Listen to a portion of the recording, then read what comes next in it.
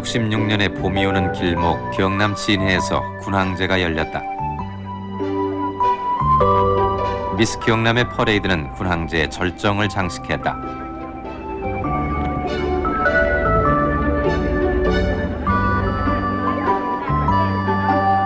서울 청와대에는 어느 해보다도 많은 상춘객들의 행렬이 이어졌다.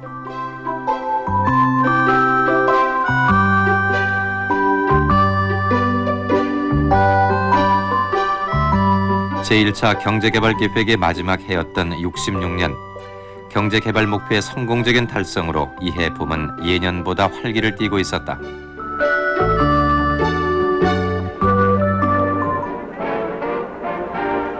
춘천에서는 제1회 개나리 문화제가 열렸다. 전통과 문화를 되살리는 제1회 개나리 문화제가 4월 21일부터 사흘 동안 열렸는데, 고전에서 현대에 이르는 16개 종목의 다채로운 행사는 다채로운 춘천의 봄하늘을 씌워놓았습니다.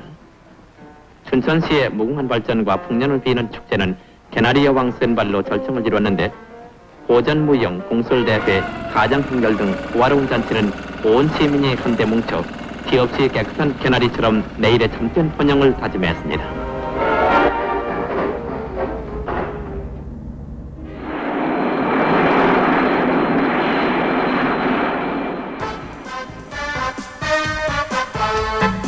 봄이 절정에 이를 무렵 아시아 은막의 스타들이 서울을 방문했다.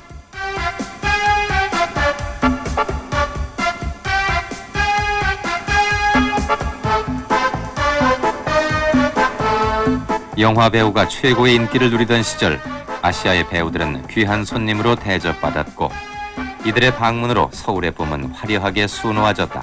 이번 영화제에는 우리나라를 비롯한 자유중국, 일본, 말레이시아 등 7개국에서 43편을 출품했는데, 비극영화 부문에서 박성호 감독의 비무장지대가 작품상을 차지했습니다. 그런데 극영화 부문 최고 작품상이며 국무총리상인 금상은 홍콩의 고 린다 양이 출연한 남과 흑이 차지했습니다.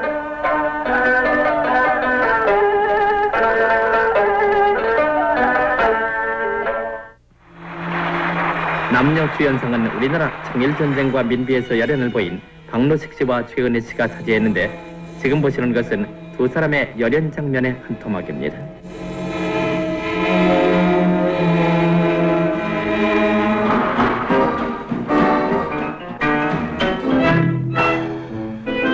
특히 이 해의 아시아 영화제에서는 시상식이 끝난 후 선보이는 참가국들의 민속무용이 이채를 띄었다.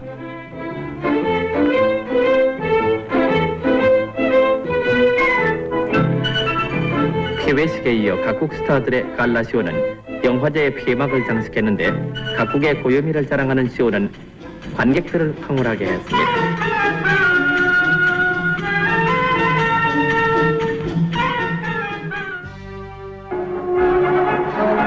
세계 아마추어 레슬링을 정복하고 금메달의 영광을 아는 장청선 선수가 가족 친지와 시민들의 열광적인 환영을 받으며 귀국했습니다.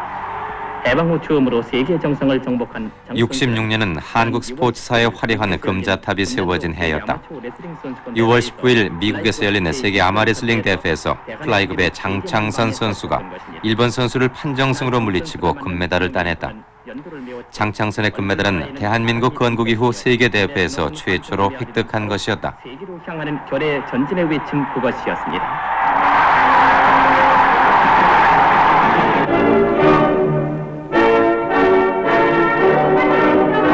유난히도 빛나는 금메달, 그것은 바로 체육대선의 비약의 상징이요, 또한 이 영광은 장 선수만의 것이 아니고 결의의 영광인 것입니다.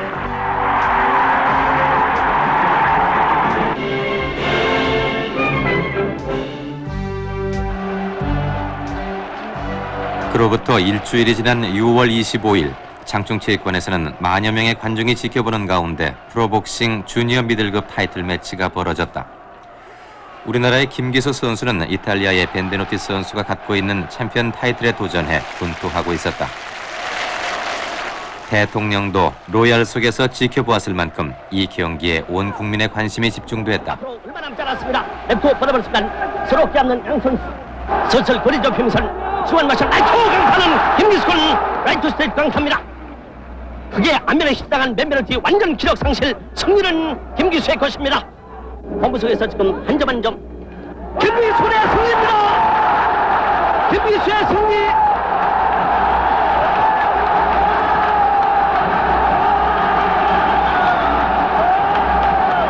드디어 김기수는 승리를 거두었습니다. 장충체육관은 환호로 떠나갈 듯했다. 이로써 한국도 세계 챔피언을 갖는 나라가 됐다. 김기수의 타이틀 획득은 동양인으로서는 처음이었다. 50년 6월 25일엔 동족상전의 비극이 있었지만 이날은 국민 모두가 기뻐한 축제의 날이었다.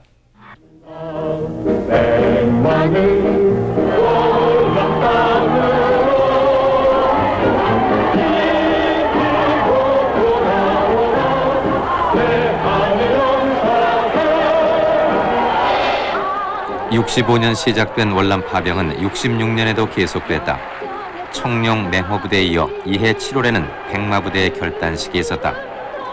아들을 머나먼 이국의 전장으로 보내며 병사의 가족들은 반드시 이기고 돌아올 것을 부탁했다.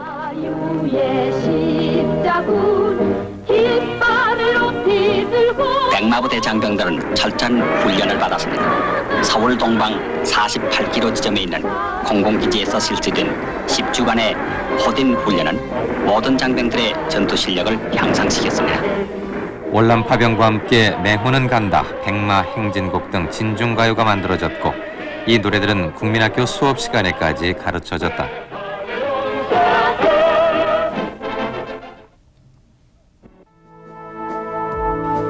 월남전은 국민들에게 현실로 다가오기 시작했다. 월남에서 전사한 청룡부대 이인호 대위의 유해가 돌아왔다. 월남전 참전용사의 가족들뿐 아니라 국민 모두가 가장을 잃은 유가족의 슬픔을 함께 나누었다. 부하들의 생명을 건지다가 장렬하게 전사한 고 이인호 해병소령의 유해가 온결의 애도 속에 말없이 귀국했습니다. 고 이인호 소령의 유족으로는 부인과 4살 난 아들 준형 군과 딸 선옥량이 있는데 지금 보시는 사진들은 청룡의 영웅 고 이인호 소령의 마지막 순간들을 찍은 것입니다. 미망인 이경재 여사는 고인이 된 남편을 대신하여 태극 무공훈장을 받았으며 월남에 있는 고인의 전우들이 모아보낸 $1,000의 조의금도 전달받았습니다. 그리고 해군은 고인의 아들에게 해군사관학교 입학증을 수여했고 숙명 여자대학교는 고인의 딸에게 입학허가서를 주었습니다.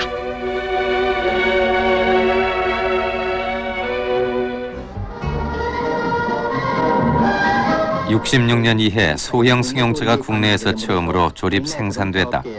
단지 조립에 불과한 것이었지만 당시에는 자동차 공업국으로의 도약이 눈앞에 다가온 듯했다. 회사에서는 일부 자동차 부속품을 도입, 각종 승용차를 조립 제작하고 있는데 앞으로 5개년 계획에 의해 1970년대에는 완전 국산화가 가능하게 될 것입니다. 7월 13일에는 새로 조립된 코로나차 250대가 서울시내 영업용 택시로 등장해서 시민들의 눈을 끌었는데 이는 서울시가 7월 말까지 배정할 730대 중에 1차분이 되는 것입니다.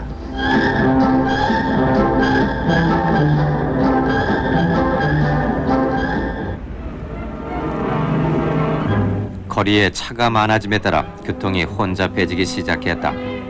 신호등이 많지 않았던 시절 수신호로 교통을 정리하던 경찰의 모습을 당시 리버티 뉴스는 이렇게 전하고 있다. 장안거리의 교통 순경을 카메라가 잡은 것입니다. 촬영기사는 그들을 아주 훌륭한 무용가라고 우겨대고 있습니다만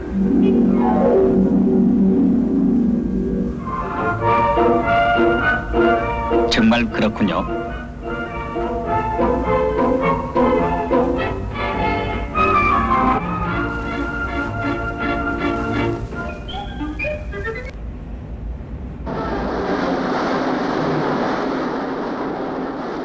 데인 러스크 미국 국무장관이 부인과 본디 극동 담당 차관보 등 23명의 수행원과 함께 7월 8일 우리나라에 왔습니다. 근데 이번 러스크 장관의 방한을 계기로 우리 국민의 오랜 수건이던 한미행정협정을 매듭지어서 한미 관계의 획기적인 새 이정표를 마련했습니다. 14년간 끌어오던 한미 행정협정이 이해 7월 중앙청 홀에서 정식 조인됐다. 형사재판 관할권, 민사청구권, 노무조항으로 이루어진 한미 행정협정은 날로 증가하는 미군 범죄에 대응해야 한다는 국민 여론에 따른 것이었다. 하지만 주한미군의 법적 지위에 대한 특권 부여를 비롯한 많은 불평등적 요소는 오늘날까지 논란이 되고 있다.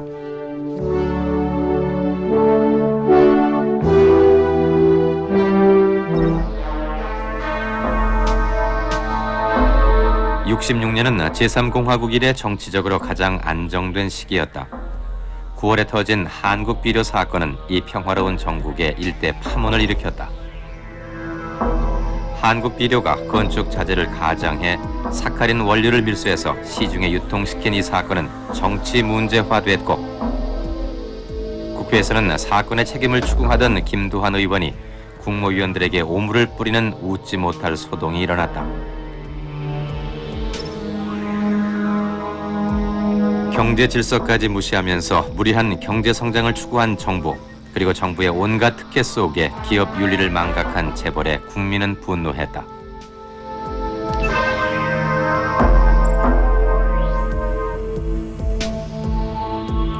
당시 한국 경제의 한 단면을 보여준 이 사건은 결국 삼성의 이병철 회장이 한국 비료를 국가에 헌납하겠다고 밝힘으로써 일단락됐다.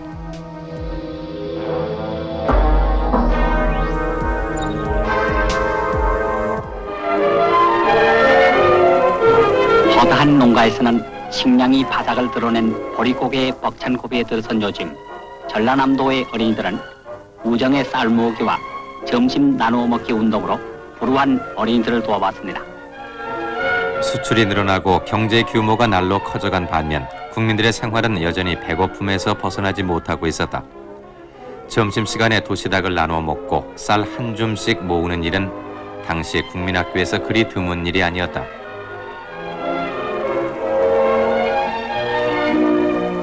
한 줌씩 모은 쌀이 티끌모아 태산으로 126가마가 됐는데, 정성어린 그 쌀은 식량난을 해결하기 위해 정부가 보리 혼식을 장려한 것도 그 무렵이었다. 사람들에게 나누어졌습니다.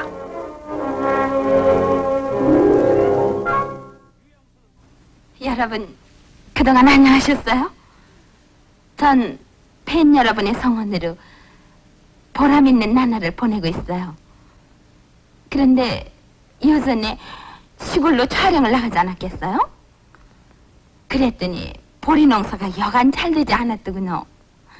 탐스럽게 익은 보리 이삭을 봤을 때 전 정말 흐뭇했어요.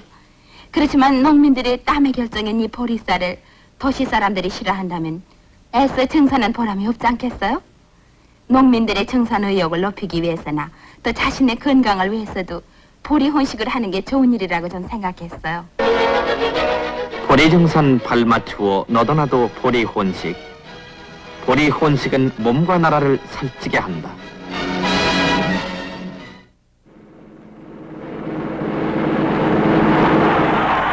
린던 B. 존슨 미국 대통령 내외는 김포공항장 내한하여 우리나라를 방문한 어느 외국 국가 원수도 여태껏 누리지 못한 뜨거운 환영 속에 맞이됐습니다.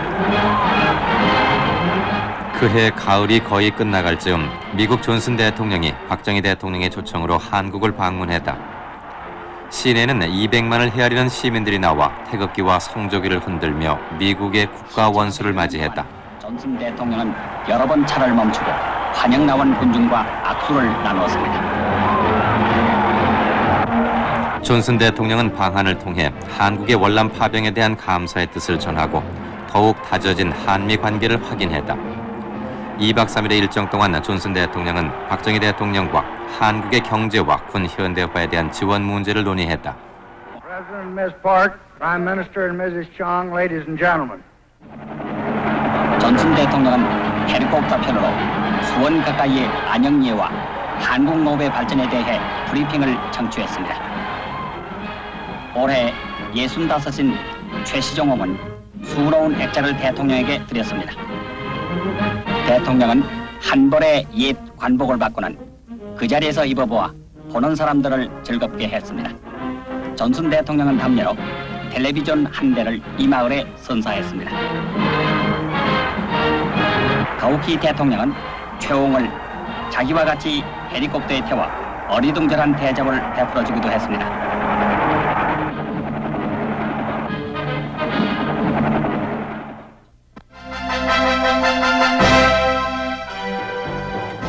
(12월 17일은) 제3공화국 수립 3주년이며 박정희 대통령 취임 3주년이 되는 날이었다. 중앙청 메인홀에서는 기영축 축하연이 베풀어졌고 시민회관에서는 공보부 주최 기영축 예술제가 열렸다.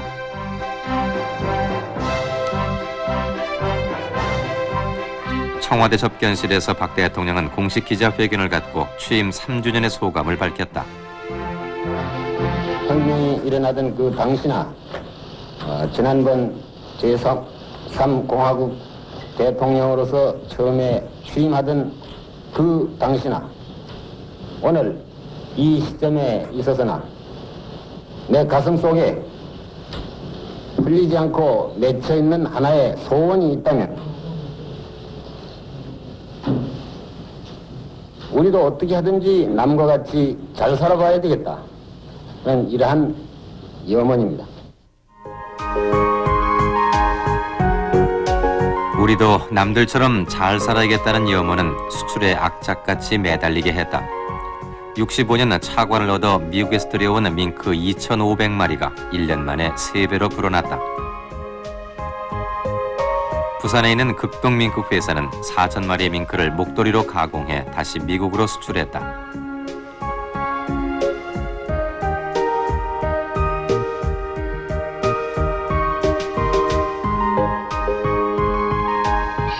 그해 수출 목표액이 3억 달러.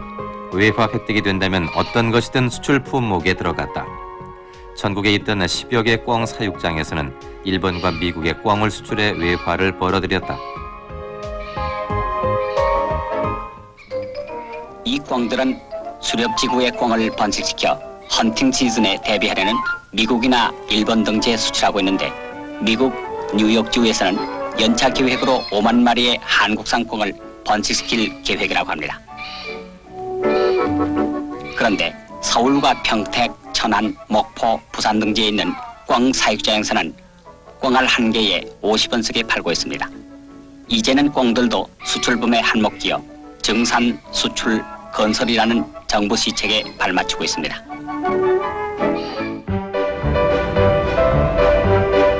수출이 증대되면서 서울의 모습도 현대 도시의 면모를 갖춰가고 있었다. 10층이 넘는 건물이 들어서고 자동차 수가 늘면서 서울시는 점점 복잡해져 갔다. 서울시는 특히 교통 혼잡이 심한 남대문과 명동, 세종로 세 곳에 지하도를 건설했다. 당시 서울시가 평화로운 혁명이라고 부를 만큼 서울의 재건은 국가적인 사업이었다. 세계의 지하도 중 가장 긴 세종로 지하도의 개통식에는 박 대통령 내외까지 참석했다. 박정희 대통령과 많은 귀빈을 모신 가운데 김현옥 서울특별시장은 서울에서 제일 긴 지하인도를 공식으로 개통시켰습니다. 2억 900만 원의 공사비를 들여 5달 반에 걸친 공사로 완성된 세종로의 지하인도 내부는 인조 대리석으로 되어 있으며 낮보다 더 밝게 조명되어 있습니다.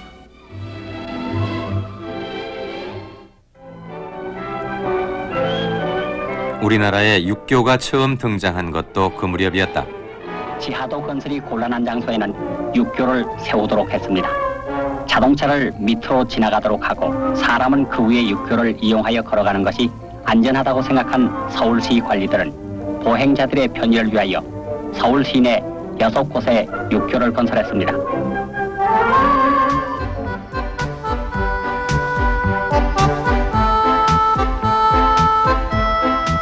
육교뿐만 아니라 서소문에는 차가 다니는 고가도로가 건설됐다. 제1차 경제개발계획이 성공적으로 마감되던 1966년 서울은 입체적인